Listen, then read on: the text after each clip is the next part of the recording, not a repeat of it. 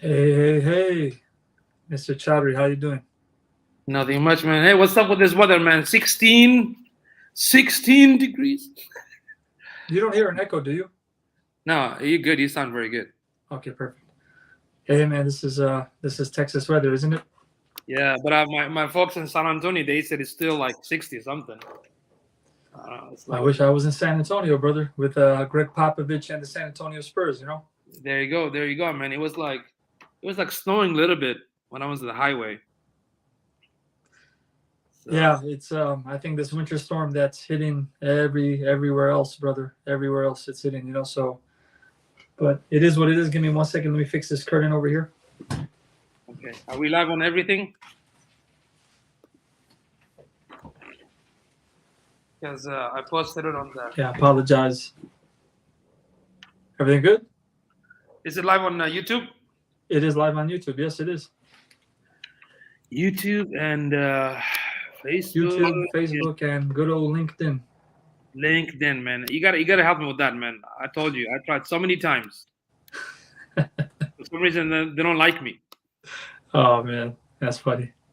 I've been Um, showing them, I've been showing them my like the proof of my work. Like, look at all these live streaming and all these channels, and you know, they keep rejecting this brown fella. well, I'm not sure. I'm not sure if that has anything to do with it, but you know, we'll see. But while you're sharing, welcome back to our second week of our 2023 marketing trends series. Last week we spoke about AI and AI generated art and just AI and as it relates to creating content and writing copy and whatnot. This week we're going to be discussing live streaming, essentially what we're doing right now. So Exactly. yeah, it's going to be a great episode. Live streaming, obviously, since COVID became very popular, and even in the short duration of 2 years, a lot has changed in live streaming. A lot more features for a lot more reasonable price, and we're going to cover some of those today. So, Yusuf, anything you want to mention as a preamble? Well, I mean, I'm glad you talk about this topic because ever since 2015, I've been telling a lot of businesses that hey, live stream is going to stay. Okay, and there are many reasons behind it because it's very natural and it's also efficient in terms of like you can take this live streaming content and repurpose it, right? You can repurpose it like an actual. You can download the whole thing, the whole video, even if it's an hour. You can download it, cut it into pieces, upload it as a short videos on other multiple channels. You can use it to like have a re-edited version of the same live streaming. Like maybe you can from hour you can edit it and cut it off some of the uh, all the other stuff. There's so many ways you can just do this one amazing content through live streaming and repurpose it, either convert into a content like a text content, infographic content, short videos. So yeah, I mean it still works. I think one of the most beautiful thing about it is that it just extremely natural. People like to see how you explain things, how you talk, as if like they are going to meet you in person. You know what I mean?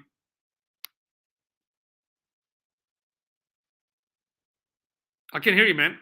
You went on mute. Oh my Can god. you hear me now? Now you're good. Yeah. Yeah, Like, so I was making sure that the LinkedIn stream was going well. But yeah, I agree. I think what I wanted to touch upon was just how much the technology has changed, how easy it is to use, and I'm going to give a few quick examples now, if that's okay with you, sir. go ahead. So obviously, the platform can host a variety of people, right? So I think with the package we have here, we can have about 10 people on screen at one time. We can bring people in and out. So I'm going to bring Yusuf. I'm going to remove him. I'll add him back in. I can keep him in here, put him on solo layout while I'm still here, and you'll still be able to hear me. I'm going to remove him from solo layout. But then we can even play around with the sizes. We can play around with, if I'm giving a PowerPoint presentation or Google Slides, I can have myself in the corner and the slide being focused on. Um, if you want to add some background music, some tracks, can you hear that? Right? So we can do that. You can change the volume of the background music, right? So maybe you want it to play throughout the entire stream.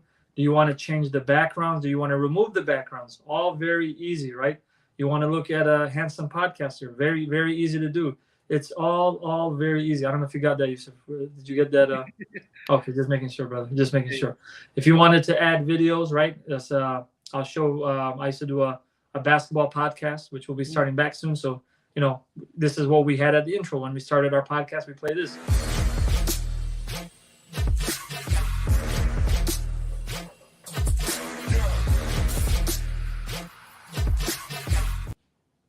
That's awesome. You can do that live, right? You can do it live. I mean, so the technology. Say again.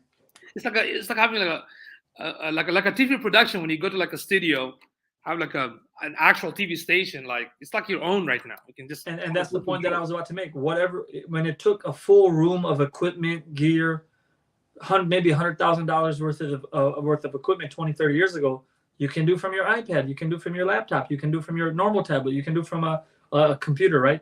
You can add video, audio, you can add lower thirds. So if you wanted, I don't have any templates now, but if you guys wanted there to be like, a lower third at the bottom of your video, you could do that. If you wanted, to show different flyers while somebody was talking, you could do that. All this is real easy now, right? If you wanted to add a logo, look at the top right-hand corner. We could add logos very easy. If we wanted to change the theme style, look at our names to minimalistic, to block, etc. All that is possible, right? You want to change the colors. It's possible to change the colors, which I'm not going to do now because I don't want to mess with that. But so many features. And then another good feature of this platform, which is like, let's say we have 10 people. And let's say I want to shoot you a message, but I don't want to embarrass you, with our thousands and thousands of live fans that we have right now. I would use the private chat feature right here, and I will send you a private chat, right? So there's so many options, right? There's so many options. We have live banners that we can add to the bottom. We can create banners, use template banners. We could show comments. If anybody were gracious enough to add a comment to the stream right now, we could present your comment on the screen so everyone could see it. So the technology has very, very much changed. It's very affordable. I think why not make this a part of your branding and marketing strategy for a very small investment? A lot of people often have things that they really want to talk about, right? People have always had this desire. If only I could get in front of an audience and talk about XYZ, something I'm passionate about, something I really know. I really like basketball, right? Took a few years to get over that uncomfortableness of having to be in front of a camera or microphone. But once you do, guess what? It's so easy now to create content. So that's what I wanted to show you. No, that's awesome because, like you said, the software has improved. Back then, we used to have Be Live, if you remember. We used to have then Restream came to the scene, and the one that you're using is a StreamYard, right? StreamYard. What else was there? I think Wirecast. Wirecast, Restream, StreamYard. There was another one that was popular right when StreamYard was becoming popular, but then I think it lost a lot of momentum very quickly. It's called the VI Mix or something like that. Yeah, and a lot of this is not, back in 2009 or 2010, I actually had invested in somebody we just got. So just as we were mentioning earlier, so we got a comment, and this is what we meant, right? You could show your comment. So yes, Mark, there is a particular software we were using. It's called StreamYard. OBS is another one. Yep, that's a good point on OBS. But yeah, this is StreamYard. I would say if you're not trying to become overtly technical, and this also has a lot of features it lets you use, but if you don't want to become overtly technical, StreamYard is the way to go, right? StreamYard is so easy to set up and use, and so much that you can do. So the point that I was going to make earlier, Yusuf, was 2009, 2010. We were doing some lecture series online, and I had invested in a platform at that time. It was called DimDim. And basically what it was allowing people to do was we shared the link with whoever was a presenter, no matter where they were able to log in. And then we would give the attendees the private link. And then all of us were able to attend these like online lectures and comment and run polls and whatnot. So the technology has existed in its infancy form, but now it's just so easy to use and so readily available. Yeah, the software did improve. I mean, like you said, the StreamYard is one. You can actually try the free version if you guys want to test it. I also liked Restream because what I liked about Restream that they have this amazing customer support. Like even when you do something live and things go like kind of go haywire, you can Right. actually get in touch with the support while you're doing live, Mm. and they actually take care of you. Like they'll fix it. So some of these restreaming softwares, if you want to use it, it really depends on what you want to use it for. For example, for Mac, we use the ecom for Mac, but the issue with ecom, the difference between the ecom, excuse me, the difference between the ecom and the restream or the StreamYard, the StreamYard in the ecom is it's a browser-based service. That means it works from the browser itself, right? So that means if you have a slow connection or something happened to the browser, it can cause an issue. The ecom, on the other hand, it's more like an application where you download it to your Mac machine and turn on the application, and from there you can do a lot of other crazy stuff, right? The only drawback with the ecom, it does not have what you call it. It doesn't have the multi broadcast, right? It can only broadcast to Facebook or specific social media channel. Now, the workaround behind that, you can actually connect the ecom to Restream, and the Restream will basically broadcast it on, like LinkedIn or multiple channels like LinkedIn and Facebook and Twitter and other places, if you want to, because if you want to broadcast on different social platform, you can check those, right? And like Imran, like you said, I mean, the software is getting much easier. It's getting more advanced. It's more accessible, and not just the software, but also the physical tools. Yep. Right? Like you have the mic right now. You have this company called I don't know if you use this for like a Stream Deck. It's called Elgato. Oh yeah. The physical device that you can just. Yep. So right now, when I used to do live streaming, I used to actually do it from my MacBook. I used to use the phone first, my iPhone. Then I use the laptop.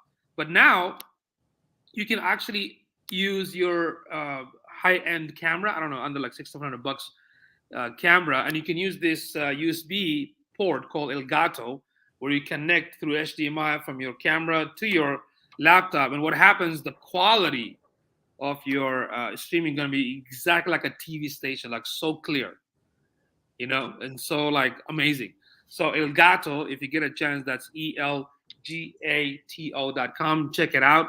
They have tons of tools. They have Stream Deck where you can change like whatever Imran was doing with the graphics and whatnot. You can do it by click of a button, for example.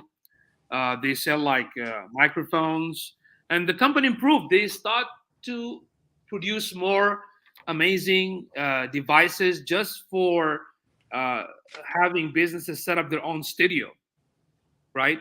And there's so many amazing live streamers out there. One of the best one that I learned from.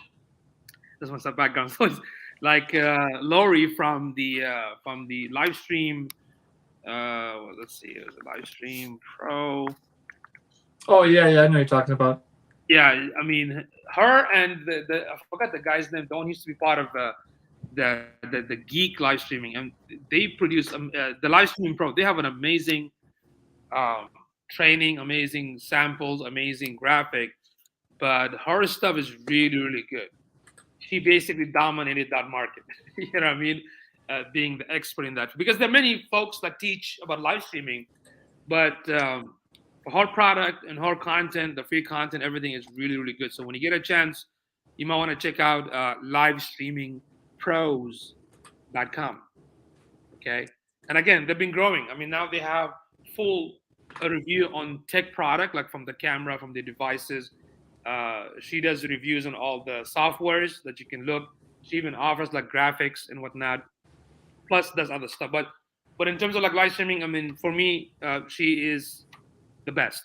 Okay, when it comes to learning from So one thing I'll mention is so to go back to an earlier point you were making. So right now I'm actually streaming from my iPad. I didn't want to use the webcam, so I don't have it. I don't have any special microphone connected right now. I do have different mics. Actually, I have professional mics, USB mics, everything that can be connected to live streaming as long as you have the right connections, the right connectors. But Yusuf brought up the Elgato. It's funny because I remember when COVID hit, Yeah. The Elgato was like sold out for months. Months you could not find it, man. Especially the 4K one. The 4K one That's that what, yeah, I remember. people could not buy it. And then they have the Stream Deck, just like you mentioned. But a lot of the new DSLR and mirrorless cameras, like a lot of the new Sonys, you don't need it. You don't need the Elgato. So you're able to connect to your PC just using the standard like USB-C or whatever wire that comes with it, and it'll recognize it. So Awesome. even a lot of these new techs, and they have a live streaming feature on the actual camera. So when you go into the menu, you can go to like live streaming, change the frame rate, da da da da da. That's So beautiful.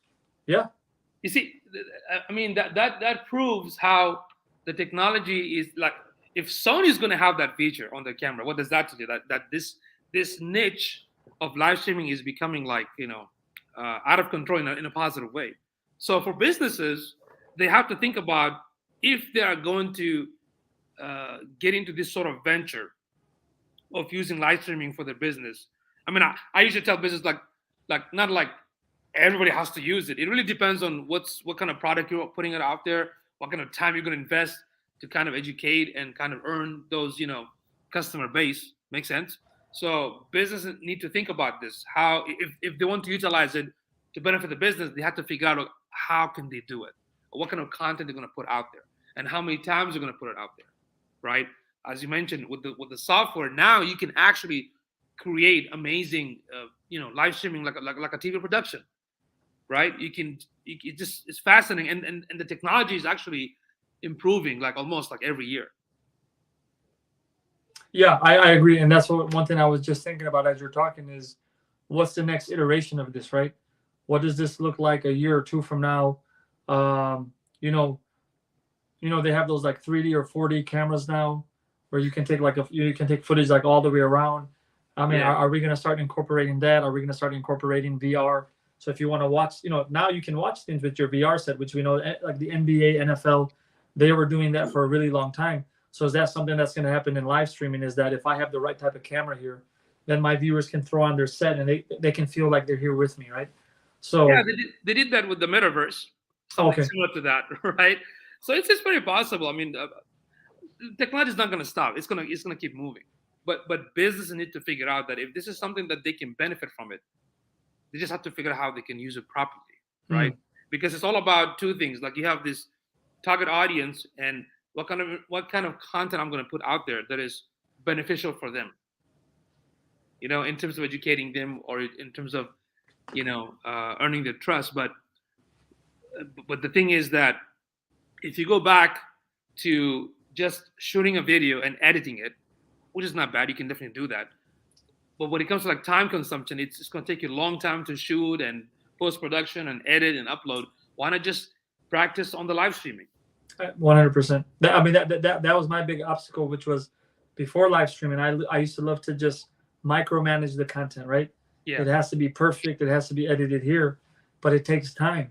And one of the benefits of live streaming is once you kind of get rid of that filter. Of course, you don't want to go out there and make yourself look like a fool, but as long as you can be natural in front of the camera, talk about what you want to talk about, is great. You start it, you end it. It's already online. It's on Facebook, YouTube, Instagram, etc. And then later on, yes, if you do want to, if you said, from minute 1 to minute 1.5, there was a really golden piece of advice here. You can download it. You can edit out those pieces. And by the way, in StreamYard now, you can actually do some level of editing within StreamYard. Really? Yeah. Like what kind of level we're talking about? Very minimal, just like slicing things up a little bit.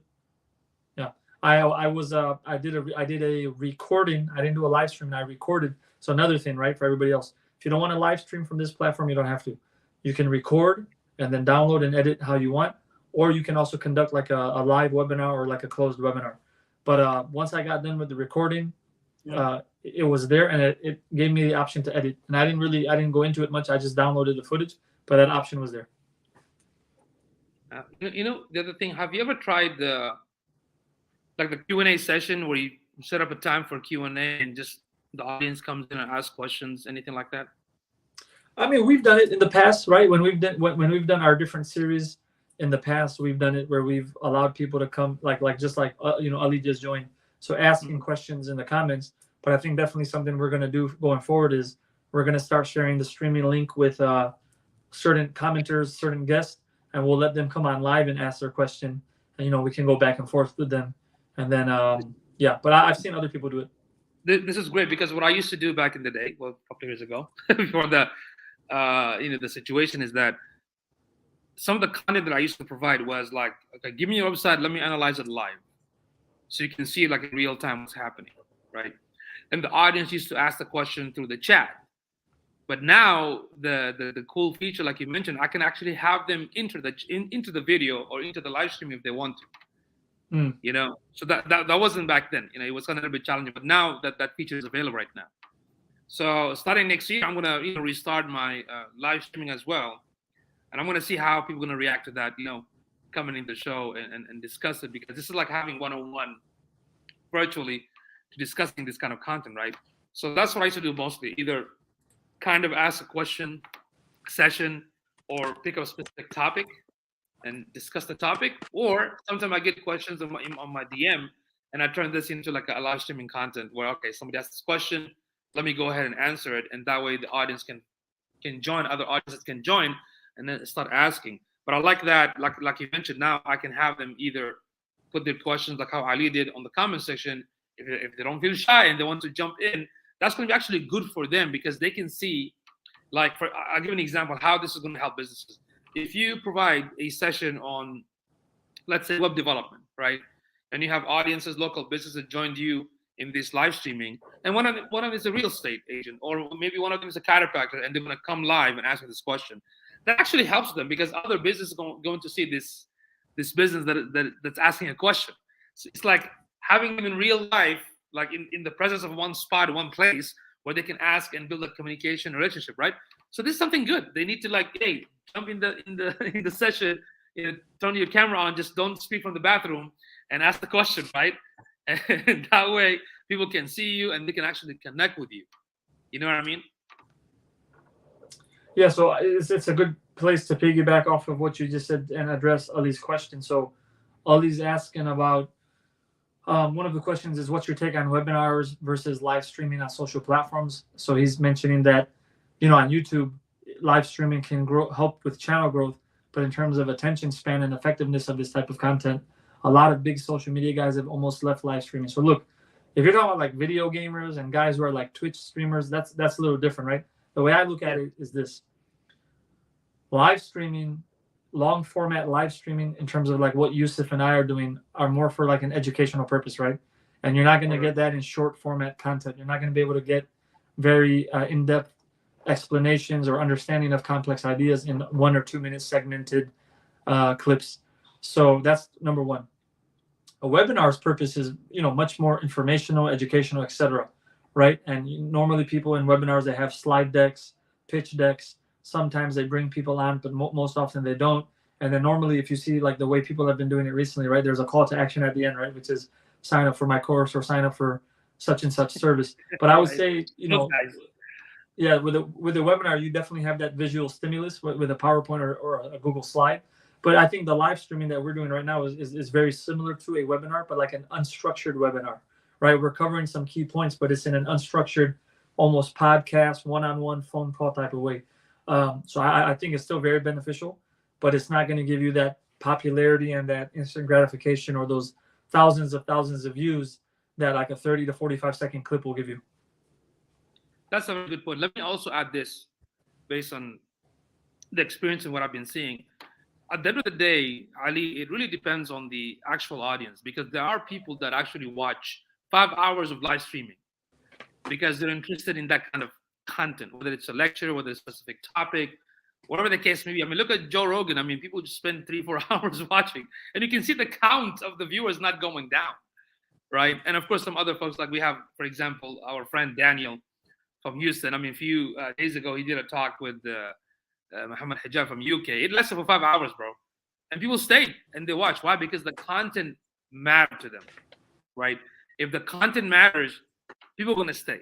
That's number one. Number two, when it comes to businesses, this is a very crucial question, because can the restaurant do live streaming? Can the plumber do live streaming? Can everybody do live streaming? My answer is no, not everybody.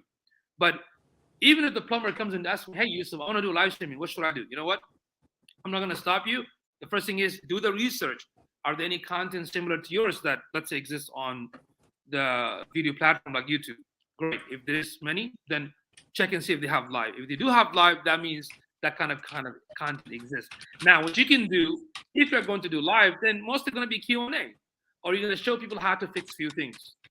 Make sense? But even if you do that, that means your social demographic already been established. What I mean by that, you've been running the social for quite some time by providing amazing material to educate your client or your customers or target audience, and then you can use the live streaming, or you can just start from the beginning and stay consistent, and then see if it works or it doesn't work, right? But you do have to do the research up front. You see what I'm saying? Then, like Imran was saying, educational. I mean, I've seen some live streaming like this dude. He was just doing what do you call it? The clay. You make a cup, the clay pottery, right? I saw this dude just doing pottery, man, all day long for like an hour, and he can have freaking thousands of views. People are watching it, and who would think that somebody would just watch that stuff, right? So that's why I don't want to say like completely like it's not possible. You do the research and you test the market and see what kind of content your audience like. Like when I go live, typically I don't want to spend online, believe it or not, when I started my live streaming, not more than 10-15 minutes. But what happens when people ask question, right, and question after question, it becomes like an hour. So if you check my old live streaming content on my YouTube, you can just go to the YouTube channel, look up for my name, go to YouTube, under the playlist, look for Periscope, or even on Facebook. If you do a search for my name and click on video, you will see that most of them last for hours. Why? Because people ask questions and they want an answer. So my audience don't mind to stay for an hour. Does that make sense? So you have to do the test and see which one works for you. If you want to do like a 10-minute and get out, great. All this question that is left on the comment section, you can use it for next day for 10 minutes. In fact, you can even call it 10-minute live streaming. Does that make sense? So I would say when Ali mentioned here that some social media experts are not using the live streaming, that's fine. But that doesn't nullify that it doesn't work. You see what I'm saying? So you take the number, take the data, not just based on what other people do, but what your customer is doing. Are they still interested? Can you test it? Does it help? Right? And just continue, because this live streaming, it is considered one of the form of content marketing, because in content marketing you have text, you have audio, you have video, you have videos like shot and edited and made and uploaded, or you can just do live stream. They all fall under the content marketing. Yeah. So I think the moral of the story, guys, is number one, it's very easy to utilize now. You don't need much technology. If you have a laptop, phone, iPad, you can go live. Number two, there's plenty of tools to help you optimize your live stream in terms of quality, right? And number three, the platforms themselves let you do so much customization that it really looks like you have your own platform. You get to really brandify, use your own branding on these services and these streams. Number four, like Yusuf said, you can test your content, right? Test your content, go live, see what type of users you're acquiring, see what type of questions you're getting. The questions are also going to help you come up with more talking points for future webinars and for future live streams, et cetera, et cetera. And I would say lastly, just because some of the more popular people are not doing it, that doesn't mean it's not going to be effective or impactful for you, right? One thing to always remember is when you do things like this, it helps you build a digital narrative for yourself. So as people are searching your name on the internet, certain things will start popping up, right? These different streams, different blogs, et cetera, et cetera. This is good. This is building a digital narrative, a digital portfolio, a digital resume of what you're interested in, what you talk about. You might find yourself explaining things in such a simple way that big companies, they say, hey, why don't you come down and do a workshop for X, Y, and Z? Why don't you come down and simplify this process for us? I would say put yourself out there. Obviously, prepare, study, craft your argument, craft whatever you're putting together. But I would definitely say try it out and see what type of results you get. And if you don't try it, right, how are you ever going to get the data that you need to be able to understand whether it was effective or not? So that's what I think. Awesome. Yeah, because when it comes to digital marketing, you have like 100 ways of marketing yourself, right? I mean, like each one of these marketing material, whether it's social, whether it's audio, Clubhouse still in the market, right? People still using Clubhouse. I don't know if you're all still active there. In fact, Twitter introduced its own Clubhouse kind of, audio based Really? content. Even Facebook. Yeah, Facebook also has an audio. I don't know if you got some of the folks got the audio option in the group. You can have like a Clubhouse format. So Clubhouse been generating some voice, and in fact, it's been helping some communities. Live streaming is still going on. Shooting a video and uploading it to YouTube is still working. Regular social media image content still working, right? Again, it depends on the audience and how much benefit that you want to provide for them, right? The beautiful thing about the live streaming that it's that multi-purpose. Like they can see like us. This is how we talk live, and when you see us in person, that's how we talk. Makes sense? And the engagement is much higher. The engagement, you can see Ali and Mark join in asking question. Makes sense? Versus if you just put one image and you just wait. Makes sense? But again, we're not going to say that all of them are good or all of them are bad. It really depends on if you're going to utilize that. You have to do your homework in terms of research and what is the objective. Like, why do I want to do this live stream? Am I doing it to build my brand? Am I doing it to earn new leads? Am I doing it to educate my target audience already? Am I doing it to take this one live streaming and repurpose it to a variety of content through a different platform? You know what I mean? So there's so many benefits that you can actually look into strategically. But first, really depends on what you do the research, find out if your audience are interested in a specific topic, then figure out which channel you want to start with. Some people just want to start blogging, writing content. Some wants to focus the social. Some wants to do the video. Whatever time you spend, be very strategic because each one of them has some sort of result. I like it. I like it. So I think Yusuf, 30 minutes in, man, I think we covered some of the ins and outs. We reviewed the technology, we reviewed the ease of use, we reviewed some questions from our dear friend Ali. So I think that's it, man. I don't think there's anything else to talk about in terms of live streaming, especially if there's no other questions.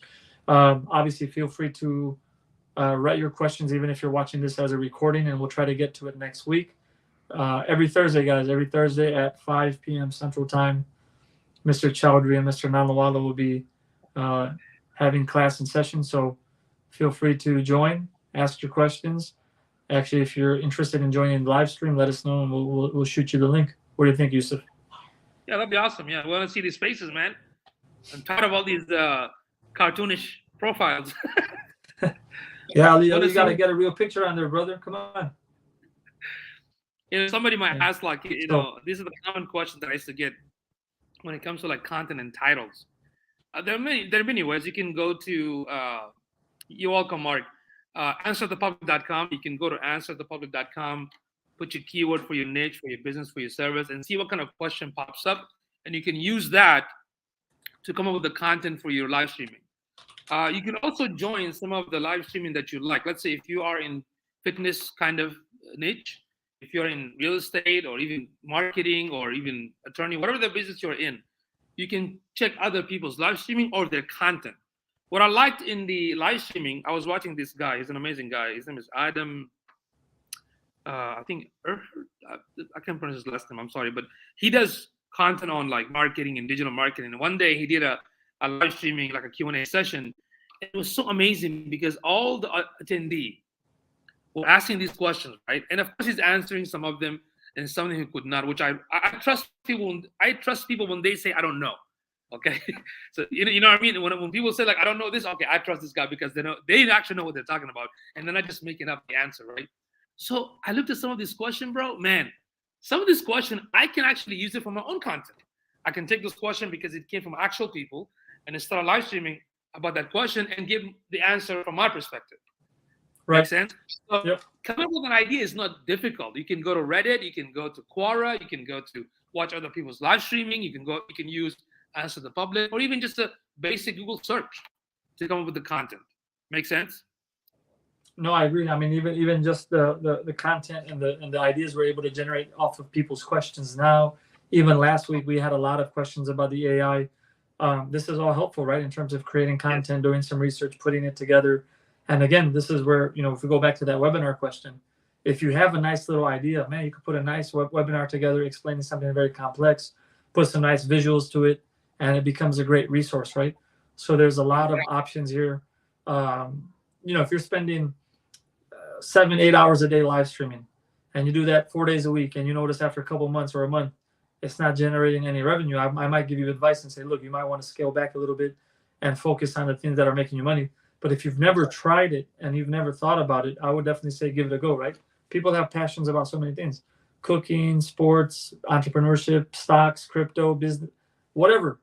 Find your niche, find the thing that you're interested in, and try to produce content around it. Exactly. Yeah. Cool, man. So I think we'll end it here. And for everybody, thank you for joining. Thank you, Mark. Thank you, Ali, for your questions. And we'll see everybody next week, Thursday at 5 p.m. Central Time. Share. Okay. Don't forget to share this YouTube video with your friends so they can benefit. Please share, guys. Like and subscribe. And we'll see you all next week. Bye, everyone.